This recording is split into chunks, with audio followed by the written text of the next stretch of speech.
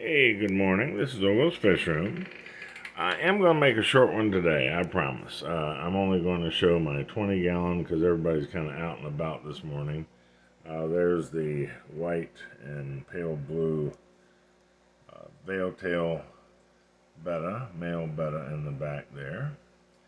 But I'm really enjoying my tank. I did clean it a couple of days ago. There's one of the white albino cory cats. There were three running around here a minute ago. Oh, okay, you can see two, one in the middle there and the one coming from the right. And there's one over here to the left in the corner there. They just got fed a few minutes ago, and so they're out and about searching for food. But I'm really enjoying, I kind of moved some plants around and cleaned the tank very well, and I just use a cheap siphoning hose. I didn't say that the other day, and I wanted to kind of make that clear. One of the things I like about sand is it's so easy to clean. A lot of the fish waste and things just sit on the top of the surface of the sand instead of going down in between because the crystals are so small that it's just easy to take your siphon tube, and as I said, this is not a fancy one. This is like the $7 one. It's just got a little, well, it does have a bulb on it, but I don't use that. I just stick the open end in the tank and suck on the other end until the water comes out and put it in a bucket, and there I go. Anyway, just a typical cheap siphoning hose. But I run it across the surface of the sand and suck everything up, and it was just unbelievable how dark that water ends up being in the bucket. Probably took out 4 buckets of water out of here, and it has really helped. I mean, look at the cleanness. I mean, you just don't see anything on the sand. There's Mr. Betta there. I just love how pale. He's got a little teeny pink spot on his tail there. Well, I shouldn't say teeny. Actually, it takes up most of the tail fin, but when I say teeny, it's very pale pink. Anyway, since I took the divider out of here, he seems much happier. He's got a lot more roaming room, and he's okay. He's the center fish here, so center of attention, and that's fine with me.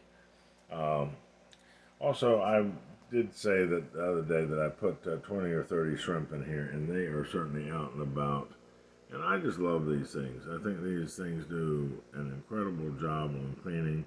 The cory cats are a recent addition in the last day or two, and but the shrimp are just everywhere. Well, they were a few minutes ago when I picked up my camera. Anyway, I like the bell scenario, how they move with the water flow. And as I promised, let me back up. I'm not going to take too long here. I'm going to kind of go around the corners a little bit, though. There's a nice group of Belsonaria here. A lot of planting, a lot of wood.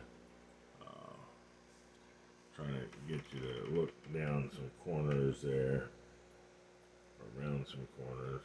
This kind of drops down.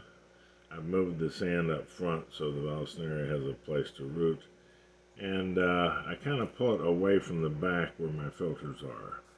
So the filter can sit down in the water very far and clean and there's the sponge filter. And a huge piece of wood there that kind of protects the sponge filter. And but anyway, there's no need for a bunch of sand back in that corner for obvious reasons. So anyway, that's that. Uh, let's see if my female betta is out. She was a minute ago. This is my 5 gallon. I just redid this with all the rocks. Took a lot of the wood out that I felt was doing nothing but producing tannic acid. Got a little bit of a cavey thing going on there. There she is in the back. This is the veil tail female. They notice the fins are elongated and pointy as compared to stubby and rounded, which is the typical look of the normal female, but this is unusual. I've had 2 or 3 of these in my lifetime. You just don't see them very often. All of these have come from Pet Smart. They seem to get these in, and they are only $3.99, which is an excellent price.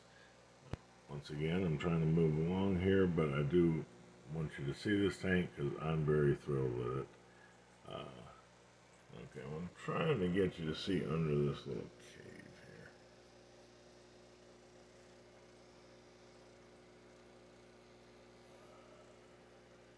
here. Okay, well, that's about as detailed as we're going to get here. I'm trying to...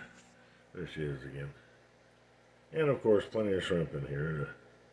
They're able to get down in the nooks and crannies, and she does chase one every now and then. But not much happens. Her mouth is not that big. But the shrimp are good about getting in the nooks and crannies of the plants and the rocks and keeping everything pretty clean. Isn't she pretty? I think she's gorgeous. There she is. Nice close-up.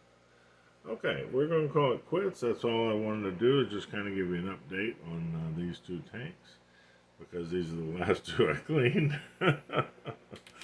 And we'll end with Mr. White and Pale Blue better here.